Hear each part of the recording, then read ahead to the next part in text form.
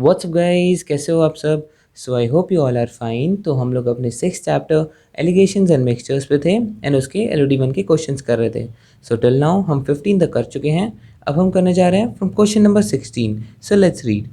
800 students took the CAT exam in Delhi. 50% of the boys and 90% of the girls cleared the cutoff in the examination. If the total percentage of qualifying students is 60%, how many girls appeared in the examination? तो देखो question इसमें क्या बता रहा है। 800 students थे जिन्होंने cat exam दिया था दिल्ली में, ठीक है। एंड उनमें से 50% बॉयज़ ने क्लियर किया है एंड 90% गर्ल्स ने क्लियर किया है। अगर हम इन दोनों का एवरेज देखें तो स्टूडेंट्स का देखें तो 60% स्टूडेंट्स ने क्लियर किया है। तो यहाँ पर मिक्सचर किस चीज़ का हो रहा है, परसेंटेज ऑफ बॉयज़ जिन्होंने कट ऑफ क्लियर करी है एंड परसेंटेज ऑफ गर्ल्स जिन्होंने कट ऑफ क्लियर करी है, उनका मिक्सचर होके ना परसेंटेज ऑफ स्टूडेंट्स जिन्होंने कट ऑफ क्लियर करी है, ठीक है, वो बताया। तो यहाँ पर देखो हम कैसे करेंगे। लेफ्ट साइड में हम लिखते हैं बॉयज़ एंड राइट में लिखते हैं हम गर्ल्स, ठीक है। अब देखो बॉयज़ का कितना था 50% एंड गर्ल्स में 90%। अब स्टूडेंट्स की बात करें तो इन दोनों का मिक्सचर इज 60%। एंड हमसे पूछा क्या है, how many girls appeared in the examination. Number of girls पूछी हैं, ठीक है। तो उसके लिए पहले हम क्वांटिटी में रेशियो निकालेंगे एंड उसके लिए हम डायगोनल डिफरेंस निकालेंगे। इन दोनों का डायगोनल डिफरेंस आ गया 30 एंड इन दोनों का डायगोनल डिफरेंस आ गया 10। सो 30:10 मतलब 3:1 में इन दोनों की क्वांटिटी डिवाइडेड है। मतलब अगर 3 लड़के थे तो उनमें से 1 लड़की थी, अगर 30 लड़के थे तो उनमें से 10 लड़कियां थी। तो क्वांटिटी 3:1 में है। एंड हमें निकालना है हाउ मेनी गर्ल्स अपीयर्ड, मतलब गर्ल्स की क्वांटिटी। सो 1/4 गर्ल्स की क्वांटिटी है आउट ऑफ कितने 800 स्टूडेंट्स थे, है ना। सो 1/4 into 800 that is 200 is your answer. Option number D. Now question number 17. Kiran lends 1000 rupees on simple interest to Harsh for a period of 5 years. She lends a part of that amount at 2% interest and the rest at 8% and receives 300 as the amount of interest. How much money in rupees did she lends on 2% interest rate?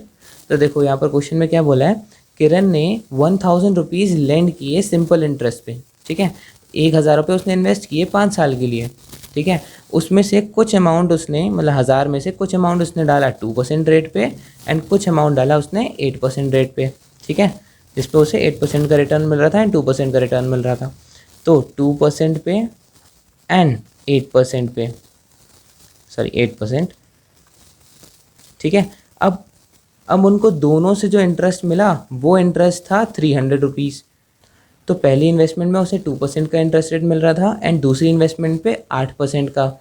अगर दोनों का मिला के देखा जाए तो उसे interest receive हुआ 300 रुपीज़ का, ठीक है। तो इसे भी हम इंटरेस्ट रेट में कन्वर्ट कर लेते हैं।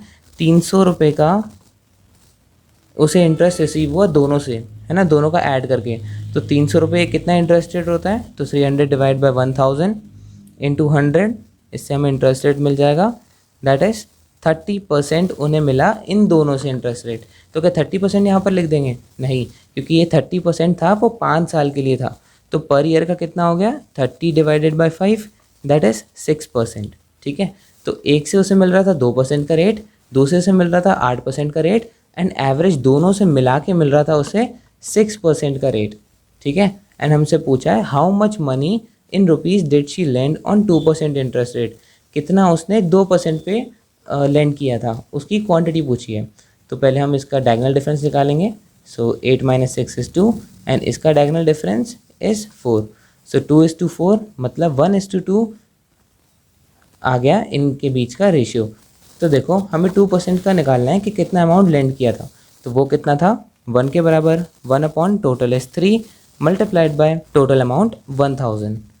तो उसने इसे डिवाइड करोगे तो 333.33%, सॉरी परसेंट नहीं रुपीज़ उसने लेंड किए थे 2% इंटरेस्ट रेट पे। सो option number A is your answer.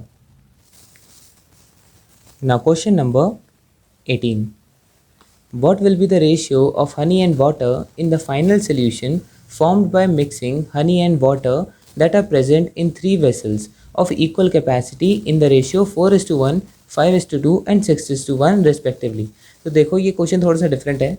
क्या बोला है कि हनी एंड वाटर का रेशियो कितना होगा फाइनल सोल्यूशन में, जो कि फॉर्म होता है by mixing honey and water that are present in the 3 vessels. 3 vessels में हनी एंड वाटर है और उनके रेशियो दे रखे हैं. ठीक है, सो मैं यहाँ पर 3 वेसल्स ड्रॉ कर लेता हूँ.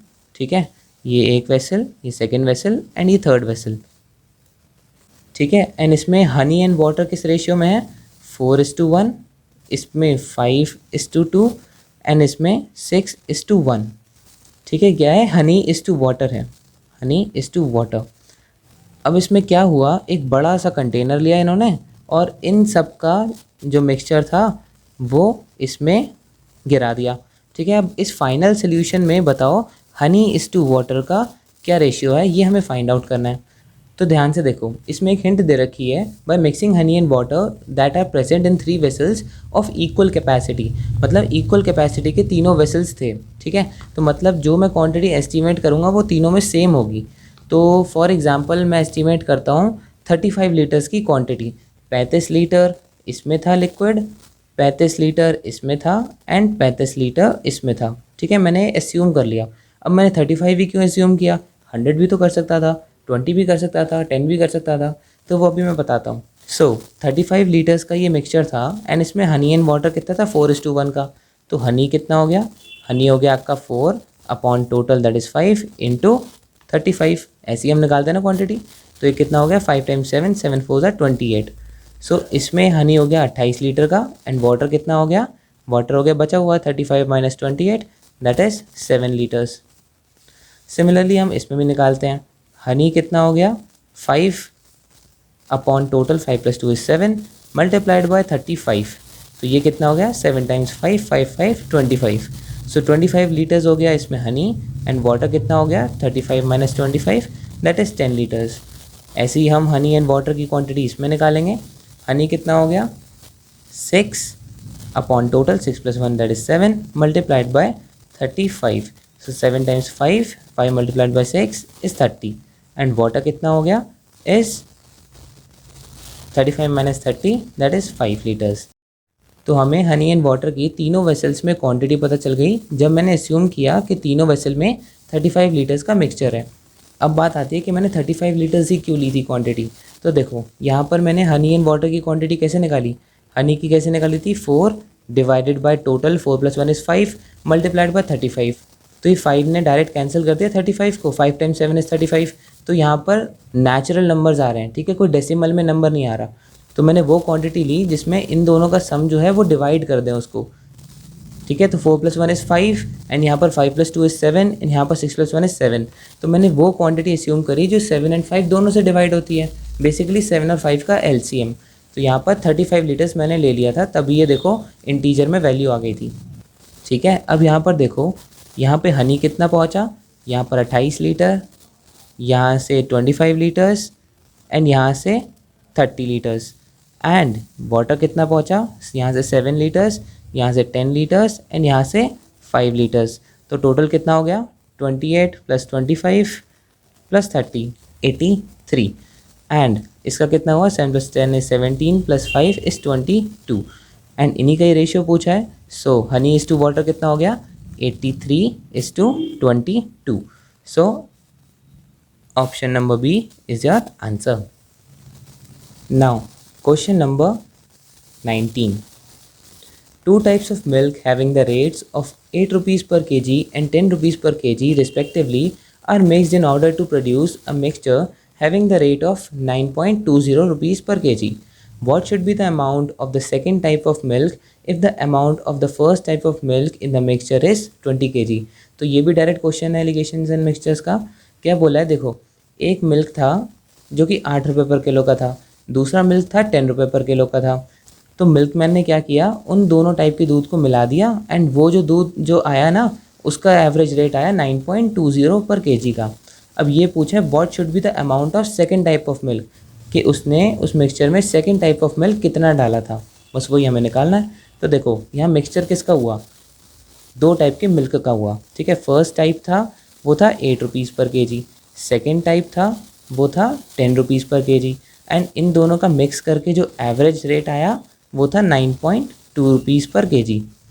ठीक है, तो अब किस किस रेशियो में इन दोनों को मिक्स किया गया उसके लिए हम डायगोनल डिफरेंस निकालते हैं। 10 minus 9.2 is 0.8 and 8 minus 9.2 is 1.2। Point से पॉइंट कैंसिल हो जाएगा एंड ये आ जाएगा 2:3 का रेशियो। इसका मतलब अगर 2 लीटर मैंने फर्स्ट टाइप ऑफ मिल्क लिया है तो 3 लीटर मैंने सेकेंड टाइप ऑफ मिल्क लिया है। एंड क्वेश्चन में हमसे पूछा क्या है, what should be the amount of second type of milk, इसका अमाउंट पूछा है if the amount of first type of milk in the mixture is 20 kgs। इसका हमें दे रखा है एज 20 kgs। तो अब ध्यान से देखो 2:3 का क्वांटिटी का रेशियो है एंड ये जो 2 है इसे हम 2x लिख सकते हैं। 2x जो है वो 20 kg के बराबर है ना। सो इसकी क्वांटिटी क्या हुई, 3x कितना हुआ, 3x हुआ 20 divided by 2 multiplied by 3 that is 30 kgs is your answer. 30 kgs का सेकेंड टाइप ऑफ मिल्क था। So option number B is your answer. Now question number 20। The average salary per head of all the workers, grade A and grade B, of a company is 400 rupees. The average salary of 100 grade A workers is 1000 rupees. If the average salary per head of the rest of the grade B workers is 300 rupees, find the total number of workers in the company. तो अब देखो इसमें mixture किस चीज़ का हो रहा है, grade A and grade B के वर्कर्स की सैलरी का मिक्सचर हो रहा है। ठीक है, सो ग्रेड ए के वर्कर्स को कितनी सैलरी मिलती थी, ग्रेड बी के वर्कर्स को कितनी सैलरी मिलती थी एंड उनका एवरेज निकाल दें तो कितनी टोटल वर्कर्स को सैलरी मिलती थी वो देखते हैं। ठीक है, सो यहाँ पर लिखा है the average salary per head of all the workers, grade A and grade B मिला के एवरेज सैलरी थी 400 की, तो हमें एवरेज तो पता चल गया। ठीक है, and the average of salary of 100 grade A workers is 1000 rupees. Grade A workers की कितनी सैलरी थी एवरेज, 1000 रुपीज़ की, एंड इनकी क्वांटिटी भी बताइए कि ये 100 थे। ठीक है, 100 वर्कर्स थे ग्रेड ए में। If the average salary per head of the rest of the grade B workers is 300 rupees and grade B वालों की एवरेज सैलरी कितनी थी, 300 रुपीज़ की, find the total number of workers in the company. Total company में workers निकालने हैं, मतलब ए के तो हमें पता ही है, बी के हम फाइंड आउट कर लेते हैं, फिर इन दोनों का प्लस कर देंगे। सो उसके लिए पहले हम रेशियो निकालते हैं इनकी क्वांटिटी का। रेशियो के लिए हम डायगोनल डिफरेंस निकालेंगे दैट इज़ 100 एंड इसमें 300। सो 100:300 मतलब 1:3 का आ गया आपका क्वांटिटी का रेशियो। सो 1 जो है वो 100 के बराबर है, मतलब इसे 1x बोल सकते हैं। 1x जो है वो 100 के बराबर है। सो 3x कितना हुआ, बी की क्वांटिटी 3x हो गया 100 मल्टीप्लाइड बाय 3 दैट इज़ 300। तो हमें नंबर ऑफ़ बी वर्कर्स पता चल गए ग्रेड बी के, जो कि थे 300 एंड हमें टोटल नंबर ऑफ़ वर्कर्स पूछा है। सॉरी यहाँ पर एक करेक्शन कर लेना, ये 600 है, एक्चुअली गलती से लिख दिया था। सो 1:6 का रेशियो आया एंड यहाँ पर 6x हमें निकालना है। सो 100 मल्टीप्लाइड बाय 6 दैट इज़ 600। सो 600 लोग आए ग्रेड बी में। ठीक है, एंड हमें टोटल नंबर ऑफ़ वर्कर्स पूछा है, तो grade A plus grade B कर देंगे that is 100 plus 600 that is कितना आया total workers, 700 is your answer, option number D. So that is it for the video. I hope आपके समझ में आया होगा। कोई भी प्रॉब्लम हो तो उसे कमेंट सेक्शन में पूछ लेना एंड अगर वीडियो अच्छी लगी so do not forget to like, share and subscribe to our channel and thank you so much for watching.